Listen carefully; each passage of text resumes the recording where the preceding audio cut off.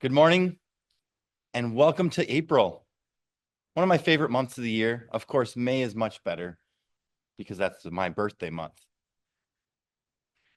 April is known for a lot of different things, and I'm not sure if people chose April to be April awareness because of the alliteration, but you can find a lot of things to celebrate in the month of April. We have Earth Day, of course, that's coming up here in a few days. You have Easter that's going to be here in a few days. And really, you have a lot of other things that when you just go to the Google machine and type, what can I celebrate in the month of April? You have National Minority Health Month. You have Stress Awareness Month, National Pet Month, National Garden Month, Move More Month, National Autism Awareness Month, Child Abuse Prevention Month, Sexual Assault Awareness and Prevention Month, and Distracted Driving Awareness Month. All these things popped up when I decided to type in, what can I celebrate? What can I look forward to? What can I be aware of in April? But you know the one thing that didn't show up? There was one thing that's near and dear to my heart that didn't show up on that list. That's right, April is Donate Life Month. Of course, this is very dear and near to my heart because Donate Life Month means a lot to me. Donate Life Month is something that didn't show up on that list, yet it has been around for many, many years. And Donate Life Month is very important because when you choose to donate life, you can save the lives of up to 75 different individuals. That's right, 75. I had a friend of mine who his sister passed away about 7 or 8 years ago. And when she did, they found out down the line that she helped save 77 lives. 77 lives were either impacted or saved because of all the donations that she had available within her body. So why be an organ donor? Well, first and foremost, it costs you nothing. It costs nothing to help to have an opportunity to change the lives of up to 60 to 80 different individuals. Number two, there are thousands of people currently waiting for some kind of donation. And of course, number three, the impact that is made is life-changing. So number one, it costs you nothing. You commit to being a donor by having your license, by having it on your license, or signing up online, and there is no cost to doing this. And if something does happen to you and you do become a organ donor, there is no cost to you and to your family. Right now, there are currently over 100,000 people in the United States waiting for some kind of donation. Over 100,000 people. And currently in the state of Minnesota, there are close to 3,000 people waiting for some kind of organ donation. And the impact is life-changing. Being a donor is one of the most selfless things that anyone can do. It changes the lives of everyone that is impacted. If you decide that you're going to be a donor and your eyes get donated, you can give somebody the ability to see or see better. You can give somebody the ability to have a more normal life instead of being tied to a hospital. You can give somebody the ability to continue on with their life. Maybe you can give somebody the ability to run who hasn't been able to run or hasn't been able to run for a while. Of course, all of you know that this is very impactful to my own life. I'd like to tell 3 different stories that are real life stories when it comes to how impactful making this decision can be. The first story is about a young man named Aiden. Aiden was diagnosed with HLHS when he was born. And he was told that at some point in his life, he would need a heart transplant. After many surgeries and living a life with HLHS, he became a teenager and they decided that he no longer was in a place where he could continue to live his life without a transplant. In October of 2023, he entered into inpatient in a hospital And he waited, and he waited, and he waited. And 172 days later, they received a call that there was a heart available for him. And he received his life-changing heart transplant after waiting 172 days in the hospital. His life now looks a little bit different as he's back to school, he's with his friends, and he has a lot more energy to be able to do all the things and keep up with all of his friends. Story number 2 is a boy by the name of Carter. Carter was just any normal teenager. Growing up, living life like he normally would, playing sports. In fact, Carter was one of the star players on his baseball team.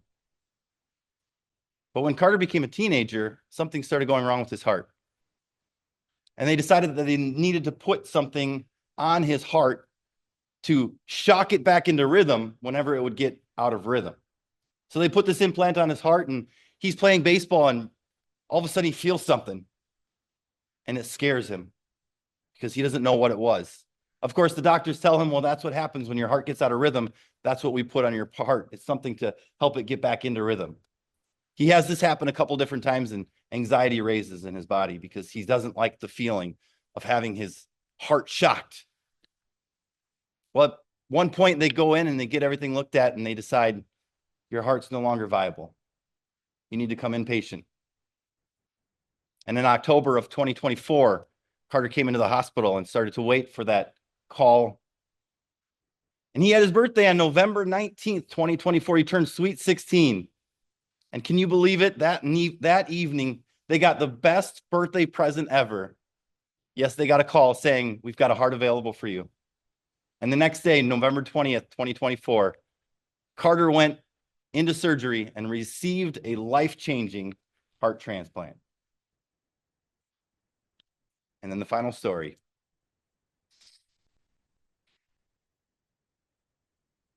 At 5 years old, Micah was diagnosed with RCM, restrictive cardiomyopathy. And at that time, his family was told that he was going to need a heart transplant. Now, he was living life just normal. Everything was fine, and things were kind of progressing over the years. Well, in October of 2022, he was told things were progressing to the point of needing a transplant. And in December of 2022, he entered onto the transplant list. And he spent 716 days, 283 of that, inpatient at the Mayo Clinic, waiting for a life-changing call. And as many of you know, Micah is my son. And we received that call on December 6th, 2024, and he received his life-changing heart transplant on December 7th, 2024. Micah now is starting to act just about like any other boy, running around, lots of energy. Sometimes my wife and I have to tell him to slow down a little bit. We have to tell him to not be so crazy. But there's other times when I look, I watch, and of course, as a parent that's seen a child literally have their chest opened and a new organ placed in them, I want to tell him to slow down. I want to tell him to take it easy, but after missing almost 2 full years of his childhood, there's a part of me that says, nope, you do you. You ride that bike down the hill as fast as you possibly can. You climb that tree so that you're 10, 12 foot up the tree. And if it wasn't for a family making the toughest decision of their life and deciding that their child that they lost is going to be an organ donor, Micah wouldn't have this life that he's going to have.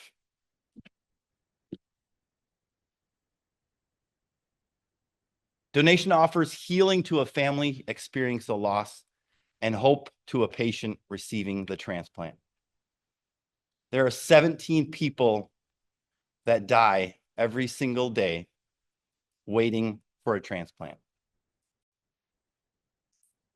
75 or more lives can be impacted if you decide to be a donor. And 8 or more of those lives can be saved by one organ donation.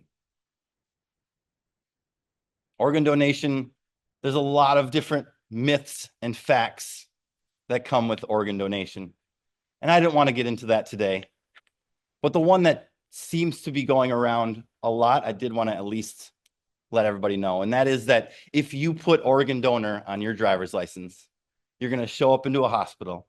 The doctors are going to see that, and they're going to do a little less than they typically would because they want to try to harvest your organs as quickly as possible. That is absolutely a myth. Doctors are first and foremost always going to put the patient first. And it's only when they're hooked up to a ventilator, they're brain dead, and there's absolutely nothing else that they can do that they're going to consider you or your child as an organ donor. I want to bring awareness to this for a lot of different reasons. Number one is, are you an organ donor? Do you have something on your license that states, yes, if something happens to me, I want to give that gift of life to somebody else? Number two is, if you have children, it's not the easiest conversation to have, but will you make that decision for your children if something happens to them, for them to save the life of another child? Will you choose to change the lives of others? There's a lot of things to be aware of in April. I hope that you can understand that something that's important to me would become important to you, and that is to become an organ donor. Donate Life Month, April awareness. Back to you, Madam Toastmaster.